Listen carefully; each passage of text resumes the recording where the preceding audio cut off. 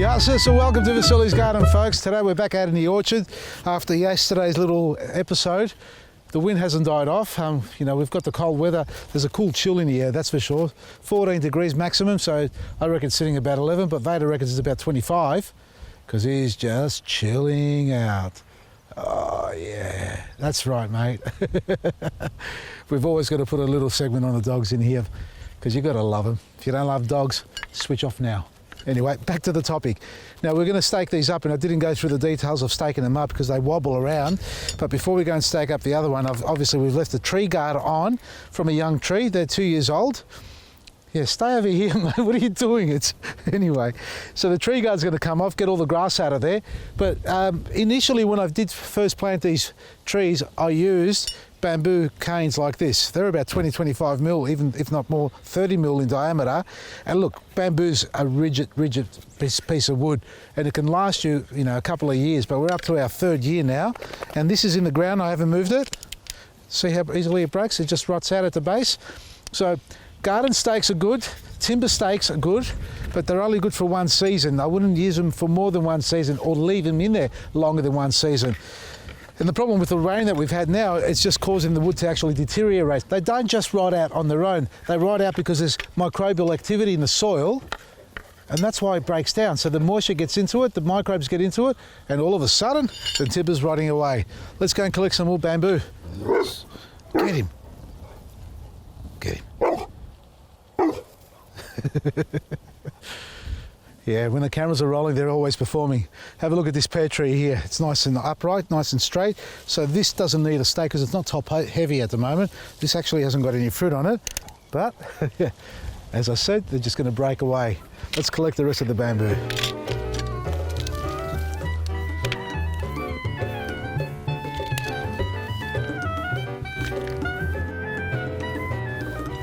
Well, I'm going to use this for something else because the top half of them is still pretty good there, folks. So they've got another cycle of life left in them. But what I've migrated to now are these steel rods or pegs. They're tree stakes. These are ungalvanized. These are just raw metal. So these will rust up in the soil. It's not a bad thing, but we do have them online as a galvanized form. Now I've come back to this tree. This is the one we showed you yesterday that was leaning over. We said it's top heavy. It's got a lot of scab on it. It's been infected pretty heavily by the rain, but nevertheless we're going to let it run its course. We may spray it.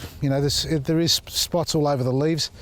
For those who missed out, these sort of spots on your apple leaves like that, and it's starting to show on the underside, you can spray them with a disease control pack or a bluestone based fungicide, and you should, in fact, not on a windy day obviously, and when the time comes we'll talk about how to maintain the tree moving forward. But now more importantly, it's the upright growth and stabilising of the roots, because that itself, unstabilising or uplifting the roots out of the ground will cause the tree to go backwards.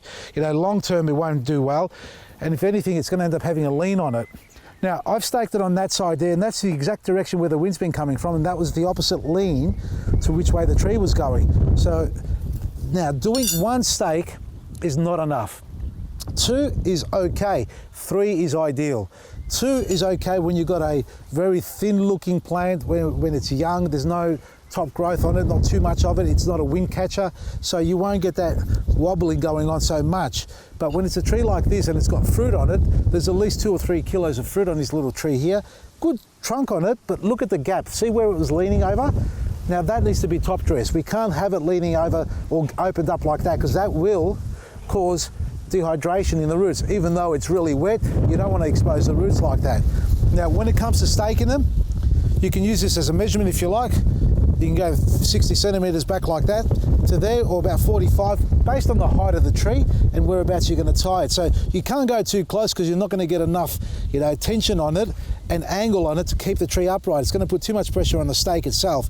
But it also, you need to drive it in on an angle like that there. Now, I'm going to guess that this is soft enough for me to push by hand like that. It's a little bit upright. Let's go on an angle like that. Put the foot into it, Vasily. We stop there. Now we're doing a triangular formation, or approximately. Did I do that right? Yeah. About here. About the same distance. You don't have to measure it, just by eye.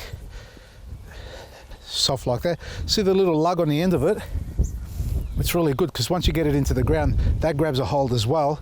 So it's just that extra force or tension that you have in the soil, stopping the actual stake being ripped out of the ground. And you can see on that side, I've already done that, tied it up, popped it into the ground just by foot. It's soft enough. Obviously use a mallet or a hammer if you need it to get it in if the soil's a bit hard, and then tie it up. Now I'm using the soft tie. For larger trees, you should use a hessian, or at least put a hessian wrap or ring around the trunk so you're not rubbing it into the bark. So if you're using something a bit more coarse or a bit more abrasive, wrap something around the trunk. It could be some cloth if you like, an old tea towel, or it's just an old t-shirt if you like, so you don't get that abrasion effect on it, especially if the winds are still high, because there'll be tension on it, and that little bit of rubbing can cut into the actual bark, and eventually you could almost ring bark it. That's another point when it comes to tying these up. Just in case we get too much movement and we end up ring barking the actual trunk, to avoid that happening, it's good to actually tie at different heights. Because if you do it all in the one spot itself and it all moves around like that, just like the tomato plant I had at the store, you'll get a bit of rubbing going on, and eventually it may cut into it, and if it's all the way around, that's called ring barking. That's how you kill the tree. These are small trees still, folks, and the way I do it is a double layer. So I go across there like this. I actually feed this through. I pushed it in too far. I feed this through the stake like that there at the base, and then pass it around. We may go, let's just go a little bit lower on this side. So the double layer around both sides, measure it up. See how I'm pulling it back a bit there? Now that's got a bit of tension. Remember, we're going to pull it back this way as well. All right, so that's going to stabilize it. Give yourself enough on the end. That's not enough for me to tie it up. So let's just pull a bit more through. A little bit extra is not going to hurt. Cut the end off. Now slide this back up because it's got a tendency to slide down. Feed that through and then tension it. That's it there. All you need to do is pass it over. Simple tie, not once. And the second time if you like, well you should, and that's it. Now that's stable, but not that way. See that, this way we've got good stability. Very little movement, a lot less than what it was before. Now let's do the third one. And that's the third one there now. Now we're just going to drive the stake in all the way to the ground. There. All right, so a 3-point tie, nowhere near as wobbly. So you still got a little bit of movement, expect that. I mean, we can go a fourth if we like on this side, and really, I mean, that's overkill, but as it is now, that's really good and stable. 3 different points, so we're not pulling all in the same section of the tree, and that way, we've got a stable tree, it establishes its roots, and then it grows a bigger root system, and then you get a better and healthier tree overall. Now after that, a top dress, a light feed. In my case, I'm going to give them all some superfood and black grit, and that's my favourite. But this whole garden bed here will also get a nice low brush cut and top dress with compost. We've got plenty of mulch under here because we layered this in the first couple of years really thick. We're talking about 200, 300 mil in thickness of compost and mulch underneath there, and obviously our fertiliser. So for now, a little bit of superfood and black grit is all it's going to get. And then we just hope the weather settles down and these trees get to ripen and not get any more viruses on them. Check out our website, vasilisgarden.com, for everything you need in your garden, plus a black grit 18 kilo. Don't forget, because on the 24th, will be up till the 24th, it'll be the last time you can order it online for shipping across Australia. From that day onwards, it won't be available, so take advantage of it. It's still discounted, the price is going up. And also our Christmas garden hamper. Win a $500 garden hamper for you to enjoy with your garden, that is, because your plants are going to love it. Then you get the benefit out of it. All you got to do is shop online up till the 24th, or simply subscribe to our magazine. Become a VIP and you go automatically into the draw. Existing VIPs are in the draw as well. vasilisgarden.com for everything you need every day, including these tree stakes. Maresi. Nearly forgot what they were called.